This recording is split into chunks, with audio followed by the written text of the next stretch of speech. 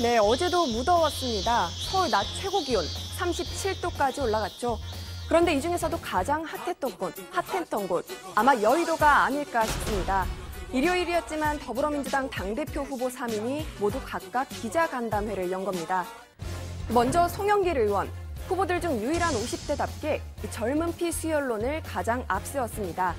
20, 30대 에너지를 키워내서 청년 민주당으로 거듭나도록 하겠다라고 말한 건데요. 컷오프 통과 이후 첫 공식 일정도 청년들과 함께했습니다. 청년 당원들과 함께 김대중 전 대통령의 묘역을 참배한 겁니다.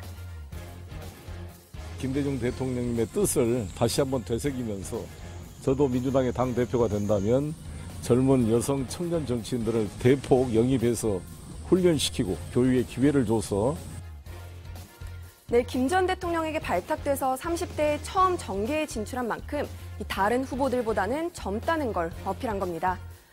역시 어제 오전이었습니다. 이해찬 의원은 기자들과 만난 자리에서 장기 집권 정당을 만들겠다는 공약을 내세웠는데요. 저 개인적으로는 한 20년 정도의 연속해서 집권하는 그런 집권 계획을 잘 만들고 실천해 나가야 된다고 생각합니다. 네, 이해찬 의원의 20년 장기 집권론, 이번에 처음 나온 얘기는 아닙니다. 이번에 우리가 집권하면은 몇 번 집권해야죠? 저 극우 보수 세력을 완전히 괴멸시켜야 됩니다. 네, 강한 메시지로 당원들의 표심을 자극하려는 전략인 것 같은데요. 그런데 반응은 야권에서 먼저 나왔습니다. 바른미래당이 어제 바로 논평을 내고 문재인 정부가 출범한 지 겨우 1년 지난 상황에서 20년 장기 집권 운운하는 건 국민들에 대한 모욕이자 오만방자한 태도라면서 비판한 겁니다. 오후에는 김진표 의원이 기자들과 오찬을 가졌습니다. 경제정당 당대표를 자임하는 김 의원, 6.13 지방선거 이후 당 지지율이 낮아지는 원인에 대해서 문제는 경제야라고 지적했습니다. 민주당 전당대회를 앞두고 국민들이 가장 우리 당이 원하는 게 뭘까? 제발 경제 좀 살려달라. 정말 힘들어 못 살겠다. 저는 이거라고 생각하고.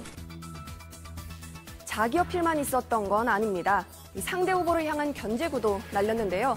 먼저 이해찬 의원은 이 경제 전문가가 당대표가 될 필요는 없다라고 김진표 의원을 겨냥했습니다.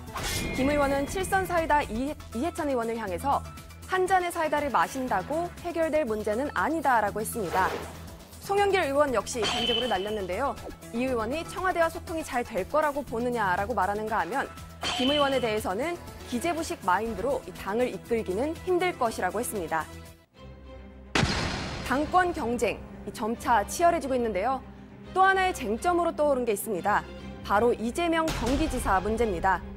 조폭 유착 의혹이 제기된 이 지사의 문제를 놓고 후보 간 견해 차이를 보인 겁니다. 먼저 불은 김진표 의원이 짚었습니다. 우리 당에도 큰 부담을 주고 있고 대통령에게도 부담을 주고 있고 괴로운 일이지만 그러나 저는 이 시점에서 이재명 후보가 이제 이 문제에 대해서는 결단을 내려야 한다고 생각합니다. 그러면서 이 딸을 셀프 채용했었던 서용교 의원의 탈당 사례를 들기도 했는데요. 반면 이해찬 의원은 이 문제에 대해서 전당대회하고는 별 관계가 없을 것이라면서 조심스러운 입장을 취했습니다. 어제까지 침묵을 지키던 송영길 의원, 오늘 아침에 이렇게 생각을 밝혔습니다. 제가 당대표가 된다면 수사 결과를 지켜보고 당 차원에서 엄정하게 대처할 것이다, 이렇게 말씀드리겠습니다. 네, 이재명 지사 측은 어제 김진표 의원이 운을 떼자 조폭몰이의 허구를 밝혀야 한다는 원론적인 말이 아니겠느냐, 이렇게 반응을 보였는데요. 앞서 이 의혹을 제기했던 그것이 알고 싶다가 방송되기 전에 자신의 페이스북에 올렸던 글과 같은 반응이었습니다. 당시 이 지사는 독일 나치 선전장관이었던 괴벨스의 말을 인용하면서 이재명 조폭몰이를 한다라고 적었는데요. 나에게 한 문장만 달라. 누구든 범죄자로 만들 수 있다.